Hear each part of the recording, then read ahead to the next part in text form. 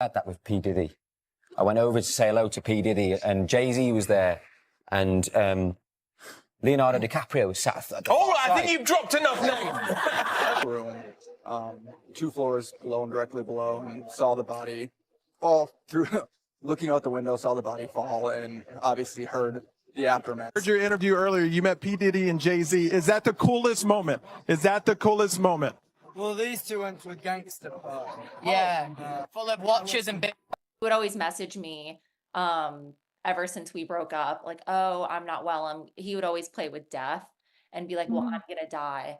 I'm not doing well. There's some stuff that I've definitely never spoken about to do with it that was really severe. It was only until I saw myself after that I was like, right, I need to fix myself. So at a certain point I thought, well, I'm going to have a party for one. And that just seemed to carry on throughout. Fell 3 floors from a hotel balcony. Pictures then taken inside showed the damage he'd done and the empty packets of over-the-counter drugs, saying he'd been drinking and taking drugs alone in his room. I saw him in Get Him to the Greek. I'm going to go over there and say hello to him. So I thought, P. Diddy. So I went out to shake his hand. And I shook his hand, and I was like, oh, nice to meet you. And he's just going, with the longest handshake ever. He did his eyes like, when is this going to end? and then the worst of it happened. There was a whole thing with Jay-Z, and I went to lean in to speak to him. But you can't lean in to speak to Jay-Z. You're not allowed to. Girl, have you heard about 50 Cent calling out Diddy? The word on the street is it's all tied to Liam Payne being sacrificed in the music industry. But seriously, how does a One Direction star get caught up in drama with these hip-hop legends? Buckle up, because we're about to dive into some sizzling industry gossip. 50's coming in hot, and Diddy's reputation is on shaky ground. This explosive story has everyone buzzing. You won't want to miss it. The 31-year-old died after falling from a 3rd-story hotel balcony in Buenos Aires, Argentina. In a statement, they said in part, quote, we're completely devastated by the news of Liam's passing. In time, and when everyone is able to, there will be more to say. For now, our thoughts are with his family, his friends, and the fans who loved him alongside us. We'll miss him terribly. We love you, Liam. Signed, Louis, Zayn, Niall, and Harry. Meanwhile, there are troubling new details surrounding his death. A preliminary autopsy report reveals the singer died from multiple traumas and internal and external bleeding. Let's unpack the key players in this tangled drama. On one side, we've got 50 Cent Curtis Jackson, a hip-hop titan turned business mogul. From his gritty beginnings in Queens, he's built a sprawling empire that includes hit TV shows, vodka brands, and an unfiltered social media presence.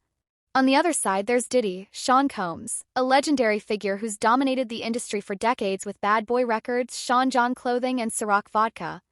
But lately, murmurs about questionable moves behind the scenes are casting a shadow over his empire. Very popular singer, part of the band One Direction. Most people know him from that.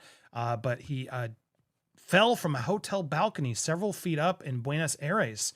And now there is a 911 call that's offering more details about what actually happened. We have the clip right here. I'm going to play it for you. It's in Spanish, but you'll be able to see the translation here as well. Let's look at this clip. Hola, buenos días. Recién llamé que se me acordó. Llamo del Hotel Casa Sur Palermo, Costa Rica 6032. ¿Qué sucede en el lugar, señor? Bueno, tenemos un huésped que está sobrepasado de droga y alcohol y bueno, cuando está consciente está rompiendo toda la habitación y bueno, necesitamos que manden a alguien, por favor. Bajo efectos de alcohol y estupefaciente, ¿no, señor? Sí, correcto. Me dijo Costa Rica, ¿a qué altura, señor? Discúlpeme. Costa Rica 6032. Esto pertenece a Capital, ¿no? Entre Arevalo y Kramer. Sí. ¿Hotel, me dice? ¿Cómo se llama el hotel? Casa Sur Palermo. Y necesitamos que nos envíen a alguien urgente porque, bueno, yo no sé si corre riesgo la vida del huésped. Está en una habitación que tiene balcón y, bueno, estamos un poco con temor de que haga algo que le ponga en riesgo su vida. ¿Hace cuánto que está ahí o es un hotel de vivienda? No, es hace 2 o 3 días que está acá. Comprendo, no sabría ningún dato porque no pueden ingresar, ¿no? No. Notificamos a lo que es el personal de SAME, también, ¿escuchó? Sí, lo que yo te pido es que venga alguien urgente. Now, a lot of information coming in there. They know he's destroying the room, but they can't get in. And they also mentioned the balcony, which is kind of weird.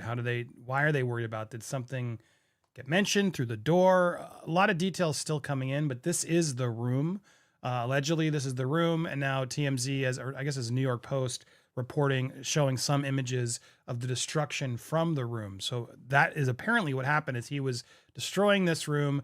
I can't show you all the paraphernalia that's all over, but there was paraphernalia on the floor. I imagine they'll be all over, breaking down what fingerprints, etc. I don't see anybody trying to imply any sort of foul play. But yeah, he was trashing the room before the balcony fall, and the hotel staff clearly was worried, knowing there was a balcony there, that it could get worse. That call was before. Enter 50 Cent, who's been keeping an eye on Liam's struggles and isn't convinced Diddy's intentions are genuine. According to 50, Diddy entices young artists like Liam with promises of fame and fortune, only to abandon them when it's convenient. Fans have noticed a sharp decline in Liam's career since his connection with Diddy. No major gigs, no chart-topping hits, and a mysteriously quiet social media presence. No, what we've heard in that 911 call is that the hotel staff feared for Liam's safety. It's not necessarily their responsibility to intervene, but they turned to those whose responsibility it would be. In one sense, this is an all too familiar scene, a pop star alone in a hotel, perhaps turning to alcohol or other substances, but also inflicting a little damage on the hotel room. That's one thing we've learned from that 911 call. And that's a familiar story. What happened next and what ultimately happened, the tragedy of what happened, well, it's a little too familiar, but it is not the way things usually go. And it's devastatingly sad because this 31-year-old man leaves behind a 7-year-old child, and as we were hearing earlier, has been famous for more than half his life, and globally famous. This is a huge loss for a very engaged generation of pop fans. And I think what's also clear is that he himself was very open, and we saw a bit of that in Max's report about his struggles in the past with addiction, with mental health, with bullying online, with some abuse. It sort of highlights the fact that you can be incredibly famous, successful, wealthy, beautiful, but in the end you're still human, and you still have a human heart, and you can still really struggle and feel very alone at times. That is all too true. We're talking about someone who, as a child, struggled with health issues. He had kidney problems. At 12 years old, took up boxing because of bullying he had suffered at school. So in some sense, what he talked about, the bullying he felt online once he was an adult and a star, the sense of isolation, his mental health struggles, his substance abuse struggles, these were things that had been with him for quite some time. It is all too true that although pop stars are enormously famous and adored by millions and millions of people, they are often very isolated. They're under intense pressure.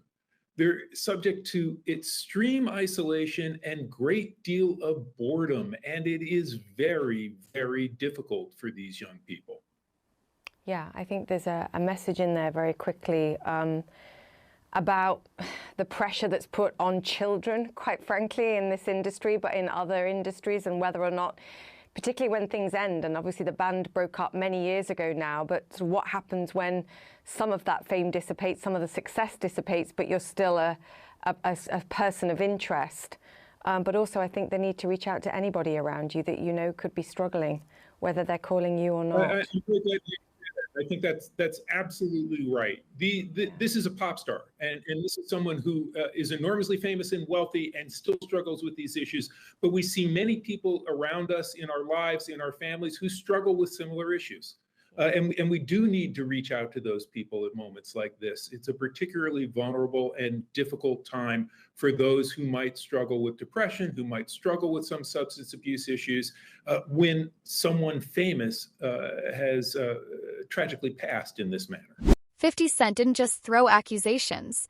He came with receipts, screenshots of texts, whispers from studio insiders, and even hints at financial records paint a picture of something suspicious. The claim? Diddy allegedly derailed Liam's career with lackluster promotion, questionable advice, and forcing him into an ill-fitting image. Now fans are left asking, is this just about power and control in the industry, or is there something more sinister at play?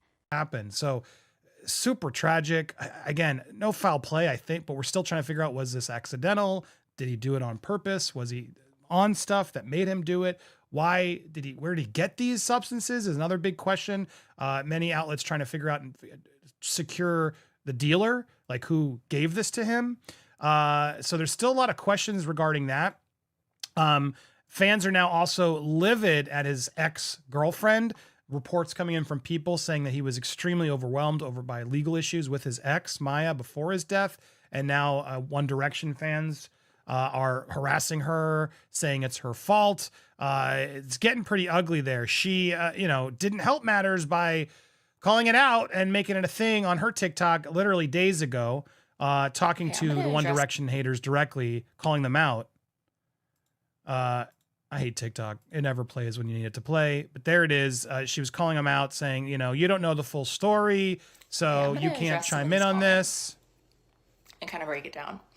So I've been seeing ones like this everywhere. Ones, they're called. Honestly, ones that say she needs to keep his name out of her mouth. She's obsessed, blah, blah, blah. They broke up years ago. Well, I made a 5-second TikTok about something he talked about on a podcast. I don't even get on this. Leave her alone. Leave her alone. You can have your feelings on this, but this is where it's now getting uglier. More and more posts regarding this issue. It's just really depressing. It's depressing because this kid had a 7-year-old kid. And obviously depressing because he was only 31 years old. And on his birthday this past August, he talked about his son, who he shares with an ex, a separate ex, Cheryl Cole. I didn't get any dad socks yet, but I'm going to speak to my son in a little bit, which I'm really excited about. Bless him. He didn't really ever show his kid, but he always talked to the fans about his kid. Clearly very in love with his boy. He's so big now. He's a big boy, and he looks like a mini me, as if we need any more me in the world. But clearly very in love with his son. Here we are now, Daddy, bless him, made me want to cry. He said something really cute this week because I can see a lot of myself in him. He was like, oh, we need here now, Daddy, bless him, made me want to cry. Look, that's awful, man. It's awful how this is going to affect the kid and so many others. This man was way too young. It's so tragic what he got caught up in. Addiction really is a killer. It's so bad. It's so hard to break down and get out of. And I feel for him. I will wait for more information to come in, but this clip is hard to deny. So many of you have been sending it to me. Again, I don't think there's any connection here personally, but it's just haunting and eerie to see this clip now, knowing all we did as we look back at Liam and things he said. Let's watch. I had that with P. Diddy. I went over to say hello to P. Diddy, and Jay-Z was there, and Leonardo DiCaprio was sat at the All far right, I side. think you've dropped enough names. I think people thought Prince and Brian Ferry was good. We don't need to hear about other people who are in the room. Just stick on the people the story's about.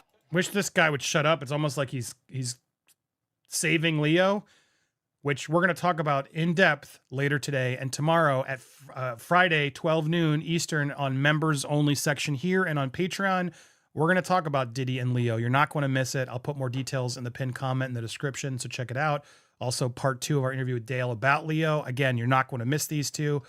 We'll talk about this as well. I digress. Let's go back to the clip. So I went over and I thought, I was trying to think who's the easy target in this scenario. Who's the one that you go to say the hello? And I'm thinking, I saw him and get him to the Greek. I'm going to go over there and say hello to him. So I thought, P. Diddy. To Diddy. So I went out to shake his hand. And I shook his hand and I was, oh, nice to meet you. And he's just going, but the longest handshake ever.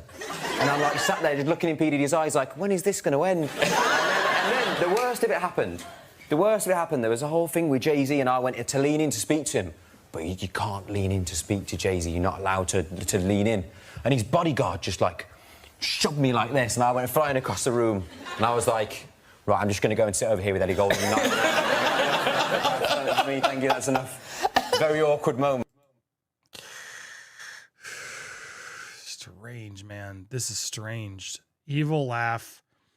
fearful of Diddy. When are you going to let go? What's going on? All these things now, knowing what we know, are definitely creepier. There's just and then, yeah, everybody seems to know, yeah, Diddy's weird. Diddy's creepy. But you can almost hear an innocence here from Liam, where he's just like, are you going to let go? What's going on?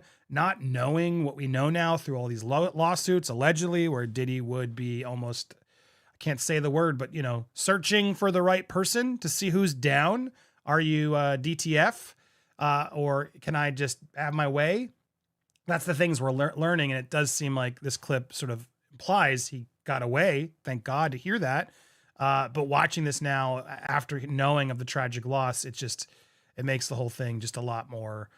If these allegations hold water, Diddy's empire could face serious consequences. Decades of legacy are on the line, with the potential for lawsuits, canceled deals, and a reputation in shambles. Meanwhile, Liam's fans are standing by him, calling for justice and transparency.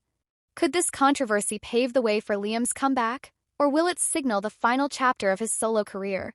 Hotel manager reportedly called 911 and reported that there was a guest who was at the hotel who was overwhelmed with drugs and alcohol. That was the way it was described. He was smashing up the hotel room and they needed assistance. So this was an emergency type call. The operator questioned the claim about drugs and alcohol being involved, but the manager seems to insist that there are drugs and alcohol. This guest is out of control and we need help and assistance here. Then expressed concern that the guest's life was at risk, noting that the individual had been staying in the room for 2 to 3 days. This is Liam who they're talking about, and mentioned that the hotel balcony was a concern. So you can imagine that maybe the scenario is playing out and he's threatening perhaps jumping from the hotel balcony. So a very, very serious sort of frenetic call in these final moments. And by the time the cops arrive, Liam had fallen or jumped to his death from that third floor room. It was about 40 to 45 feet high, and he perished from the injuries that he sustained during that fall. We're getting a picture that's starting to be painted, right, Charlie? Like, we've heard that witnesses in the lobby beforehand saw him behaving erratically, smashing a laptop, maybe having to be escorted up to his room because he was causing a scene in the public lobby, carried up, escorted up. In any event, he was not in the right headspace in the moments before his death. This seems to lend credibility to the idea that this was an impulsive act rather than something that was considered for a long time, which suggests that drugs and alcohol may have been involved. He battled these demons. Right. I mean, yeah, he did battle these demons publicly for years. And he had, friends and family and girlfriends and ex-girlfriends talking about their concern for the pop star who had obviously was going down a path. And he himself, would talk about death and just just existential type, like he didn't think he was going to be around forever, apparently. And so he was really a tormented artist, right? And he had discussed openly, as you said, I think he described them as severe suicidal thoughts. At a point in time, he had done a stint in rehab where he had maybe straightened out for a period of time. But this was a constant struggle for Liam. He was also one of the principal songwriters for One Direction. And sometimes artists, their greatness comes from this kind of torment and turmoil, and that's where the creativity is drawn from. So you can imagine this sort of tortured artist writing these lyrics and just sort of wrestling with a lot of issues that he was able to, channel into art. And sometimes it gets the better of you. So the cops arrive, having responded to a call about Liam being aggressive, and they arrive at the hotel and it's too late. He's already dead. What happens from there? They go and they see that they can't revive him. People at the hotel, I imagine, are shocked. What happens around the scene, when this happens? Yeah, look, Buenos Aires is a developed part of the world. I mean, they have the same or similar protocols that we have in the United States. First responders will come. There have been photos of setting up a perimeter around what is the scene of the event. They obviously cover up the body down there, but there's a lot of hotel guests, and there's going to be lurid pictures and witness accounts of this because it was done in such a public setting. Buenos Aires is a huge city. There was nothing they could do to revive him, apparently, from the injuries that he sustained from the fall. Maybe serious blunt force trauma, head injuries, things of that nature. His death was likely swift, and there was nothing that they could do. And now there will be an investigation. I mean, they have to do an investigation. We'll hear more details come out from the police and so forth, so they can determine the cause of death. Because as you said, a fall, a jump, they're treating it as an apparent suicide at this point. That's what all of the evidence to this point shows. No foul play or anything of that nature. But it does remain to be seen. You have to sort of continue to follow this story, and that's why I think the coverage will be important to sort of. The drama doesn't end there. This situation pulls back the curtain on the inner workings of the music industry. Fans are piecing things together, questioning why so many artists seem to fade away after collaborating with major power players. Diddy's track record of alleged unfair contracts and stalled careers, remember Donny Kane in Day 26, is now facing renewed scrutiny. Thing to add about as TMZ has been reporting on this, shame on TMZ. Just want to properly call TMZ out, because we